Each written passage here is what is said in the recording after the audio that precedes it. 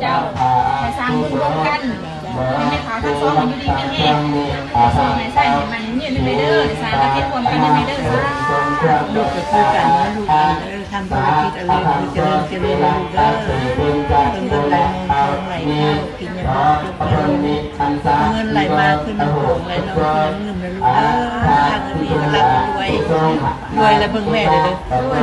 สร้างลูกให้อยู่กันเด้อคิดกันเอามา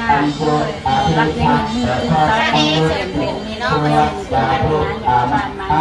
เรียนมีความสุขทุกกายสบายใจเอามันมีความสุขแล้วถึงเราที่ว่าไปอายุมันกว่ายิ่งถ้าไม่นั่งกินน้ำตารวยแล้วรวยอีกท่านบุญนี่ท่านสาวร้อยได้เขามือแดงเด้อให้พ่อเป็นสิทธิมีมันให้ได้นั่งกินนั่งผ้าเพื่อที่แม่นี่โตเด้อลูกเด้อสาธุ